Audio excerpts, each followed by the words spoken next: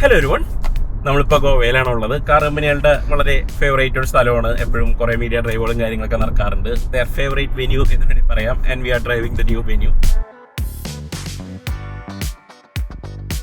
പതിവിന് വിപരീതമായിട്ട് ഹ്യുണ്ടായി ഇത്തവണ സാധാ വേർഷനും എൻലൈനും ഒന്നിച്ചാണ് ലോഞ്ച് ചെയ്തേക്കുന്നത്. അതുകൊണ്ട് ഈ ഒരു വീഡിയോയിൽ നമ്മൾ രണ്ട് വണ്ടിയും മാറി മാറി കാണിക്കുന്നുണ്ടാവും. ബ്ലാക്ക് കളറിലുള്ള സാധാ വേർഷനും ഗ്രേ കളറിലുള്ള കുറച്ചും കൂടി സ്പോർട്ടി ആയിട്ടുള്ള എൻലൈനും ആണെന്ന് മനസ്സിലാക്കിയിട്ട് തുടർന്നുള്ള വീഡിയോ കാണുക. നമുക്ക് ഈ ഹ്യുണ്ടായി എന്ന് പറയുന്ന ബ്രാൻഡിനോട് സത്യം പറയാൻ പുച്ഛമായിരുന്നു. കാരണം അവർ പ്രോപ്പർ കാറുകളൊന്നും ഉണ്ടാക്കിയിരുന്നില്ല. ആരെങ്കിലും കോപ്പി അടിച്ച് കൊടുത്ത സ്റ്റൈലിംഗ്, ഓടിക്കാനായിട്ട് വളരെ മോശം വണ്ടികളായിരുന്നു. സസ്പെൻഷനൊക്കെ അൾട്രാ സോഫ്റ്റ് ആയിരുന്നു. എഞ്ചിൻസും വലിയ മെച്ചമൊന്നും ഉണ്ടായിരുന്നില്ല. പേപ്പറിൽ കുറേ പവറൊക്കെ പറയുന്നുണ്ടാവും, പക്ഷേ വെൻ യു ട്രൈ ദം ഒരു ലാക്ക് ലെസ്സർ ഫീലാണ്. ആൻഡ് ഈ വണ്ടികളൊക്കെ ഒരു 4-5 കൊല്ലം കഴിയുമ്പോഴത്തേക്കും ഭയങ്കരമായിട്ട് അവിഞ്ഞ പോലത്തെ ഒരു ഫീലിംഗ് ആയിരുന്നു പണ്ട് കാലത്തൊക്കെ നമുക്ക് ഉണ്ടായിരുന്നത്. എക്സെപ്റ്റ് സാൻഡ്രോ അല്ലെങ്കിൽ 1-2 വണ്ടികൾ ഒഴിച്ചാൽ ബാക്കിയൊക്കെ ഹ്യുണ്ടായികളൊക്കെ വളരെ മോശമായിരുന്നു. പക്ഷെ അവിടെ നിന്ന് these cars have come a long way. കഴിഞ്ഞ കുറച്ച് നാളായിട്ട് ഒരു 3-4 വർഷമായിട്ട് ഓടിച്ചേക്കണം മിക്കവാറും ഹ്യുണ്ടായി വണ്ടികളൊക്കെ അത്യാവശ്യം ഇംപ്രസീവാണ്. അവരുടെ ടർബോ പെട്രോൾ എഞ്ചിനുകളൊക്കെ വളരെ അടിപൊളിയാണ്. ഹ്യുണ്ടായി കിയ രണ്ട് കമ്പനികളും ഒന്നിച്ചാണ് ഞാൻ പറയുന്നത്. കൊറിയൻ കമ്പനിയാണ് ഇൻ ജനറൽ. പണ്ട് ജാപ്പനീസ് കമ്പനികൾ എവിടെയായിരുന്നോ ആ ഒരു ലെവലിലേക്ക് ഇവിടെ എത്തിയിട്ടുണ്ട്. ആക്ച്വലി അതിനേലും ബെറ്ററുമാണ് പല കാര്യങ്ങളും. കാരണം കുറച്ചും കൂടിയും ഇന്നോവേഷനും കുറേ കൂടി ടെക്നോളജിയൊക്കെ ഇൻ്റഗ്രേറ്റ് ചെയ്യുന്ന കാര്യത്തിൽ, കുറേ കൂടി കോസ്റ്റ് എഫക്റ്റീവായിട്ട് കാറുകൾ ഇറക്കുന്ന കാര്യത്തിലൊക്കെ ഈ കമ്പനികൾ വളരെയധികം മുന്നോട്ട് പോകുന്നുണ്ട്. നമുക്ക് പലപ്പോഴും അഡ്മിറ്റ് ചെയ്യാനൊരു ബുദ്ധിമുട്ടാണ്. കാരണം നമ്മൾ കുറേ നാളായിട്ട് കളിയാക്കിയ ഒരു കമ്പനിയാണല്ലോ. ഇപ്പോഴും ആ ഒരു ലോഗോ കാണുമ്പോൾ ചിലപ്പോൾ ആ ഒരു വിഷമമൊക്കെ വരും എന്നുള്ളത് മനസ്സിലാക്കിയിട്ടാണെന്ന് തോന്നുന്നു. ഹ്യുണ്ടായി ഈ ഒരു വണ്ടിയുടെ സ്റ്റിയറിംഗിൽ നിന്ന് അവരുടെ ലോഗോ കംപ്ലീറ്റ് ആയിട്ട് ഒഴിവാക്കിയിട്ടുണ്ട്. പകരം അയോണിക് 5-ലൊക്കെ കണ്ട പോലെ 4 കുത്തുകളാണ്. പണ്ട് നമ്മൾ കുത്തിയ കുത്തുകളാണെന്ന് തോന്നുന്നു. ഇൻഫാക്ട് അത് മോഴ്സ് കോഡാണ്. എച്ച് എന്നാണ് ആ ഒരു 4 ഡോട്ട്സ് കാണിക്കുന്നത്. ഇനിയിപ്പോൾ ഇതിൻ്റെ എൻ ലൈനാണ് വാങ്ങണമെന്നുണ്ടെങ്കിലും അവിടെ ഹ്യുണ്ടായി ലോഗോന് പകരം നമുക്ക് എൻ ബ്രാൻഡിങ് ആണ് കിട്ടുന്നത്. സോ നമുക്കൊരു ഹ്യുണ്ടായി ആണ് ഓടിക്കുന്നത് എന്നുള്ള ഒരു ഫീലിംഗ് മാറിയിരുന്നോട്ടെ എന്നുള്ളതാണ് ഹ്യുണ്ടായി ഉദ്ദേശിച്ചത്. പക്ഷേ ഇത് കംപ്ലീറ്റ് ആയിട്ട് മറന്നുകൊണ്ടാണെന്ന് വിചാരിച്ചിട്ട് അവർ താക്കോല് ഈ ഒരു രൂപത്തിലാക്കിയിട്ടുണ്ട്. സോ അതിലൊരു ഹ്യുണ്ടായി ലോഗോ ഇൻ്റഗ്രേറ്റ് ചെയ്തിട്ടുണ്ട്. Well played Hyundai. പുതിയ വെന്യൂവിൻ്റെ പ്രത്യേകത എന്ന് പറയുന്നത് ഉണ്ടാക്കുന്ന പ്ലാറ്റ്ഫോം മാറിയിട്ടുണ്ട്. Now it's K1 platform. മുന്നത് K2 പ്ലാറ്റ്ഫോമിനെ ബേസ് ചെയ്തിട്ടായിരുന്നു. K1 എന്ന് പറയുന്നത് i10ൻ്റെ പ്ലാറ്റ്ഫോമാണ്. സോ എക്സ്റ്ററും അങ്ങനത്തെ വണ്ടികളൊക്കെ ഉണ്ടാക്കിയാണ് ആ ഒരു പ്ലാറ്റ്ഫോമാണ്. പുതിയ സീറോസും ഇതിന് ബേസ് ചെയ്തിട്ടാണ്. എന്തായാലും നമുക്ക് ഈ വണ്ടിയുടെ സ്റ്റൈലിംഗിലേക്ക് വരാം. ആദ്യം കണ്ടപ്പോൾ എനിക്ക് ഫോട്ടോയിലൊക്കെ കണ്ടപ്പോൾ അത്ര വലിയ ഭംഗിയായിട്ടൊന്നും തോന്നിയില്ല. കാരണം ഒരു ഓവർ ഡൺ പോലത്തെ ഒരു ലുക്കാണ്, ആ ഒരു എക്സ്റ്ററിൻ്റെ പോലത്തെ ഒരു സ്റ്റൈലിംഗ് ആയിട്ടാണ് നമുക്ക് തോന്നിയത്. പക്ഷേ നേരിട്ട് കണ്ടു കഴിഞ്ഞപ്പോൾ ഇറ്റ്സ് മച്ച് ബെറ്റർ. പഴയ വെന്യൂ ആക്ച്വലി തിരിച്ചായിരുന്നു. എനിക്ക് ആദ്യം കണ്ടപ്പോൾ ഞാൻ വിചാരിച്ചു നല്ല ഭംഗിയുള്ള വണ്ടിയാണല്ലോ, നല്ല വലിപ്പമൊക്കെ ഉണ്ടല്ലോ. പക്ഷേ അടുത്ത് കണ്ടപ്പോഴാണ് അത് ഭയങ്കര ചെറുതായിട്ട് തോന്നിയിരുന്നത്. എസ്പെഷ്യലി ബാക്കിൽ നിന്ന് കാണുമ്പോൾ ആ ഒരു പ്രശ്നം ഈ ഒരു വണ്ടിയിൽ സോൾവ് ചെയ്തിട്ടുണ്ട്. This looks massive. നമ്മളിപ്പോൾ ഒരു ക്രെറ്റയുടെ സൈഡിൽ പാർക്ക് ചെയ്ത് കഴിഞ്ഞാലും ദിസ് ലുക്സ് സബ്സ്റ്റാൻഷ്യൽ. ആ ഒരു വണ്ടിയുടെ പോലെ തന്നെ ഏകദേശം സൈസൊക്കെ തോന്നും. ഫ്രണ്ടിൽ നിന്ന് കണ്ടു കഴിഞ്ഞാൽ എസ്പെഷ്യലി നല്ല വൈഡായിട്ടൊക്കെ നമുക്ക് തോന്നുന്നുണ്ട്. സ്റ്റൈലിങ്ങും കുറച്ച് ക്രെറ്റ എൻലൈൻ്റെ ഒക്കെ ആയിട്ട് ഇൻസ്പയർഡ് ആണ്. ആ ഒരു വലിയ ഗ്രില്ലും അതുപോലെ തന്നെ സൈഡിൽ വന്നേക്കുന്ന ഹെഡ് ലാമ്പ്സും മുകളിൽ വെച്ചേക്കുന്ന DRLസും എല്ലാം കൂടി ആ ഒരു ക്രെറ്റ ഇൻസ്പയർഡ് പോലത്തെ ഒരു സ്റ്റൈലിംഗ് നമുക്ക് ആ ഒരു വണ്ടിയിൽ തോന്നും. സൈഡിലേക്ക് വന്നിട്ടുണ്ടെങ്കിൽ you get that boxy wheel archers. നമ്മൾ 2 സോണിലാണ് ആദ്യം കണ്ടതെന്ന് തോന്നുന്നു. അത് പിന്നീട് എക്സ്റ്ററിലൊക്കെ വന്ന ആ ഒരു ഡീറ്റെയിൽ നമുക്ക് ഈ ഒരു വണ്ടിയിൽ കാണും. ഇൻഫാക്ട് അത് കാരണമാണ് നമുക്ക് ഇതിനൊരു എക്സ്റ്റർ വൈബ് നമുക്ക് തോന്നുന്നത്. പക്ഷേ സംഭവം ഇത് കുറച്ചും കൂടിയും ബെറ്റർ ആയിട്ട് തോന്നുന്നുണ്ട്. കാരണം rest of the car is also boxy. And ഈ ഒരു second generation venue it has also grown in size. Obviously length കൂട്ടാൻ പറ്റില്ല, കാരണം സബ് 4 മീറ്റർ ആണ്. അതുകൊണ്ട് അത് 4 മീറ്ററിന്റെ അടിയിൽ കീപ്പ് ചെയ്യണം. പക്ഷേ വീതി കൂട്ടിയിട്ടുണ്ട്. It's about 30 mm wider. അതുപോലെ തന്നെ ഹൈറ്റ് കൂടുതലുണ്ട്. 48 mm ഹൈറ്റ് കൂടുതലുണ്ട്. 20 mm വീൽ ബേസിലും കൂടിയിട്ടുണ്ട്. So it's much larger. അത് നമുക്ക് ഉള്ളിലുള്ള സ്പേസിലും മനസ്സിലാവും. വേറൊരു ഡിഫറൻസ് എന്ന് പറയുന്നത് സി പില്ലറിന്റെ ട്രീറ്റ്മെന്റിലാണ്. ഫസ്റ്റ് ജനറേഷൻ വെന്യൂവിൽ അവിടെ ബ്ലാങ്ക് ആയിട്ടുള്ള സി പില്ലർ ആയിരുന്നെങ്കിൽ ഇവിടെ ഇപ്പോൾ ഒരു ക്വാർട്ടർ ഗ്ലാസ് ഇൻക്ലൂഡ് ചെയ്തിട്ടുണ്ട്. So the day light opening is much bigger. അവിടെ ചെറിയൊരു ബ്രസയുടെ ചായം വന്നിട്ടുണ്ട്. ഫസ്റ്റ് ജൻ ബ്രസയിലൊക്കെ കണ്ട പോലത്തെ ഒരു ക്വാർട്ടർ ഗ്ലാസ് ആണത്. പക്ഷേ അത് മനസ്സിലാവാതിരിക്കാൻ വേണ്ടിയിട്ട് സി പില്ലറിൽ ഒരു വേറൊരു എലമെന്റും കൂടി കൊടുത്തിട്ടുണ്ട്. ഒരു കോൺട്രാസ്റ്റിംഗ് കളറിലുള്ള ഒരു സിൽവർ ഇൻസേർട്ട് കൊടുത്തിട്ടുണ്ട്. സോ ആ ഒരു പെട്ടെന്ന് നമ്മൾ അതിലോട്ട് അങ്ങനെ ശ്രദ്ധ പോകുന്നില്ല. ബാക്കിലേക്ക് വരികയാണെങ്കിൽ you get a white tail light. അപ്പോൾ കാരണം തന്നെ ബാക്കിൽ നല്ലോണം വിട്ട് തോന്നുന്ന പോലെയാണ്. ഈ ഒരു വണ്ടിക്കും ഇതിന്റെ എൻലൈൻ വേരിയന്റും ബമ്പേഴ്സിൽ കാര്യമായിട്ടുള്ള ഡിഫറൻസ് ഉണ്ട്. ഫ്രണ്ട് ബമ്പറൊക്കെ കുറച്ചും കൂടിയും ഡീപ്പറാണ് എൻലൈനിന്. അതുപോലെ തന്നെ സൈഡ് സ്കേർട്സിലൊക്കെ വ്യത്യാസമുണ്ട്. ആ ഒരു റെഡ് ഹൈലൈറ്റ്സ് എല്ലാം വന്നിട്ടുണ്ട്. ബാക്കിലൊരു പ്രോപ്പർ ഡിഫ്യൂസർ പോലെ ഒരു സംഭവം ഉണ്ട്. ട്വിൻ എക്സോസ്റ്റ് പൈപ്സ് ഉണ്ട്. സ്പോയിലറും ഡിഫറെന്റ് ആണ്. ഒരു 2 പീസ് പോലെ തോന്നുന്ന പോലത്തെ ഒരു സ്പോയിലറാണ്. വേറൊരു ഡിഫറൻസ് എന്ന് പറയുന്നത് സ്റ്റാൻഡേർഡ് വേർഷനിന് 16 ഇഞ്ച് വീൽസും എൻലൈനിന് 17 ഇഞ്ച് വീൽസും ആണ്. വീൽസ് കാണാൻ നല്ല ഭംഗിയുണ്ട്. പക്ഷേ ആ ഒരു വീൽ ആർച്ചസ് ബോഡി കളർ അടിച്ചേക്കുന്നതുകൊണ്ട് നമുക്ക് ആ ഒരു വീലിന് സൈസ് പലപ്പോഴും തോന്നുന്നില്ല. വണ്ടിയുടെ ബോഡി വർക്ക് വെച്ച് നോക്കുമ്പോൾ നമുക്ക് വീല് ഇത്തിരി ചെറുതായിട്ട് തന്നെയാണ് അതിലും തോന്നുന്നത്. ഉള്ളിലേക്ക് വരുമ്പോൾ പക്ഷേ ഞാൻ എൻലൈനയിലും ഈ ഒരു സ്റ്റാൻഡേർഡ് വേർഷനാണ് പ്രിഫർ ചെയ്യുന്നത്. കാരണം എൻലൈനിലൊരു ഓൾ ബ്ലാക്ക് തീമാണ്. കുറേ റെഡ് ഹൈലൈറ്റ്സ് ഒക്കെ അവിടെ ഇവിടെയും കൊടുത്തിട്ടുണ്ടെന്നുള്ളൂ. ഈ ഒരു വണ്ടിയിൽ you get this navy blue and of white combination. അത് കാണാൻ നല്ല ഭംഗിയുണ്ട്. നമുക്ക് ഈ ഒരു വണ്ടിയുടെ പ്രൈസ് പോയിന്റിനേലും കുറേ കൂടി പ്രീമിയം ആയിട്ട് തോന്നുന്നുണ്ട്. U get A nu dash board. അതിന്റെ മുകളിൽ നമുക്ക് ഈ ഒരു കർവ്ഡ് ഡിസ്പ്ലേ. 2 സ്ക്രീനുകളാണ്. 2 12.3 ഇഞ്ച് സ്ക്രീനാണ്. പക്ഷേ ആ ഒരു സ്ക്രീൻ കുറച്ചും കൂടി ഡ്രൈവറുടെ സൈഡിലേക്ക് ടിൽറ്റ് ചെയ്ത് വെച്ചിട്ടുണ്ട് സെന്ററിലുള്ളത്. അതിൻ്റെ താഴെ നമുക്ക് ഒരു വലിയൊരു ഫുൾ വിഡ്ത്തുള്ള ഒരു സ്ട്രിപ്പ് പോകുന്നുണ്ട്. അതിൻ്റെ രണ്ടറ്റത്താണ് AC വെൻസ് ഇരിക്കുന്നത്, 2 ടോൾ വെൻസ് ആണ്.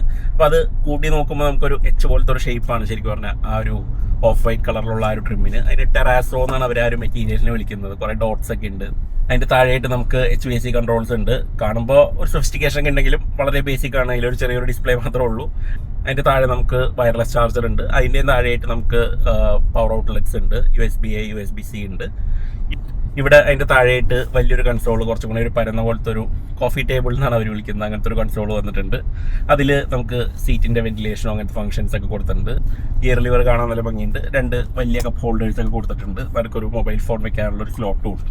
സീറ്റ്സ് ആണ് എടുത്തു പറയേണ്ടത്. എനിക്ക് ഇതിൻ്റെ പാറ്റേൺ നല്ല ഇഷ്ടപ്പെട്ടു. കാണുമ്പോൾ വളരെ സിമ്പിളാണ്, പക്ഷെ എന്നാലും അതിൽ ആ ഒരു അപ്പർ പാർട്ടിൽ ഈ ഒരു 3-4 സ്ട്രൈപ്സ് ഈ ഒരു സൈഡിൽ ഓഫ് സെറ്റ് ആയിട്ട് കൊടുത്തേക്കണം. അവിടെ വെന്യൂ എന്നുള്ള ബ്രാൻഡിങ് കൊടുത്തേക്കണത്, അതിനൊരു കോൺട്രാസ്റ്റ് ഷെയ്ഡ് കൊടുത്ത്, അതുപോലെ തന്നെ സീറ്റിൻ്റെ അപ്പർ പാർട്ട് ഓഫ് വൈറ്റും ലോവർ ഹാഫ് അഴുക്കാവുന്ന ഭാഗം നമുക്ക് നേവി ബ്ലൂവും കൊടുത്തേക്കണതും നല്ലൊരു ചോയ്സാണ്.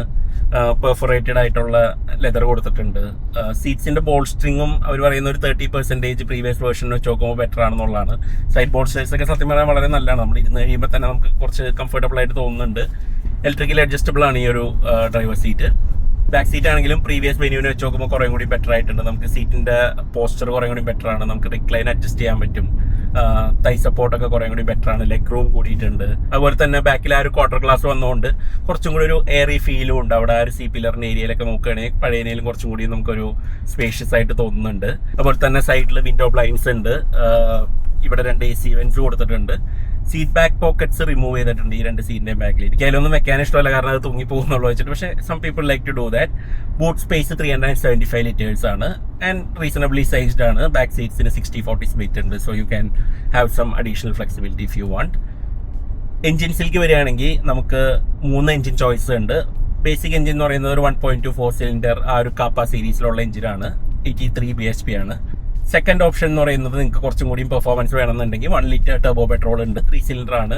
120 PS ഉണ്ട്. റീസണബിളി ഫാസ്റ്റ് ആണ്. അതിന്റെ എക്സോസ്റ്റ് നോട്ടും വ്യത്യാസമുണ്ട്. എൻലൈനിന് ഡിഫറെന്റ് എക്സോസ്റ്റ് ആണ് കിട്ടുന്നത്. തേർഡ് വൺ എന്ന് പറയുന്നത് 1.5 ലിറ്റർ ഡീസൽ എഞ്ചിനാണ്. U2 എന്ന് പറയുന്ന ആ ഒരു ഡീസൽ എഞ്ചിനാണ്. 115 bhp സ്റ്റേറ്റ് ഓഫ് ട്യൂൺ ആണ്. സോ VGT ആണ് നമുക്ക് ഈ ഒരു വണ്ടിയിൽ കിട്ടുന്നത്. ആൻഡ് നമ്മളിപ്പോൾ ഓടിക്കുന്ന വേരിയന്റ് ഇതാണ് ഏറ്റവും ലേറ്റസ്റ്റ് എഡീഷൻ. ഇത്രയും കാലം ആൾക്കാർ കാത്തിരുന്ന ഒരു വേരിയന്റ് ആണ്. സോണറ്റ് അത്രയും വിൽക്കാൻ കാരണമായത് ഡീസൽ ഓട്ടോമാറ്റിക് എന്ന് പറയുന്ന ഒരു വേരിയന്റ് അത് ഹ്യുണ്ടായി കൊടുത്തിരുന്നില്ല. പക്ഷേ ഈ ഒരു സെക്കൻഡ് ജനറേഷനിൽ അവർ ഈ ഒരു വണ്ടിയിൽ അത് ഇൻട്രൊഡ്യൂസ് ചെയ്തിട്ടുണ്ട്. 6 സ്പീഡ് ടോർക്ക് കൺവേർട്ടർ ആണ്. നല്ല സ്മൂത്ത് ഗിയർ ബോക്സ് ആണ്. നമുക്കറിയാം ഈ ഒരു വെന്യൂവിൽ നമ്മുടെ പ്രിഫേർഡ് ചോയ്സ് സത്യം പറഞ്ഞാൽ ഇതായിരിക്കണം. കാരണം ഡെയിലി ഓടിച്ച് നടക്കുമ്പോൾ നമുക്ക് ആ ഒരു ഓട്ടോമാറ്റിക് ട്രാൻസ്മിഷന്റെ കൺവീനിയൻസും കിട്ടും. എന്നാൽ ഹൈവേ ട്രിപ്സിലൊക്കെ പോകുന്ന സമയത്ത് ആ ഒരു ഡീസൽ എഞ്ചിൻ ഇക്കോണമിയും കിട്ടും. 64 കിലോമീറ്ററോളം ഇപ്പോൾ ഓടിച്ചു. ഏകദേശം 17.9 കിലോമീറ്റർ ഫ്യൂൽ എഫിഷ്യൻസിയും കാണിക്കുന്നുണ്ട്. Which is not bad. നമുക്ക് ഡെയിലി ഓടിച്ചിറക്കാനായിട്ട് വളരെ നല്ലൊരു കോമ്പിനേഷൻ ആണ്. പെർഫോമൻസ് വലിയ കുഴപ്പമില്ല. എഞ്ചിൻ കുറച്ച് ഗ്രഫാണ്. ഞാൻ ആക്സിലേറ്റ് ചെയ്യുകയാണെങ്കിൽ യു ക്യാൻ ഹിയർ ദാറ്റ് ആ ഒരു എഞ്ചിൻ്റെ ആ ഒരു ഡീസലിന്റെ നോട്ട് ഉണ്ട്. ഒരുവിധം സ്പീഡൊക്കെ കയറുന്നുണ്ട്. ഗിയർ ബോക്സും അത്യാവശ്യം എനർജറ്റിക് ആണ്.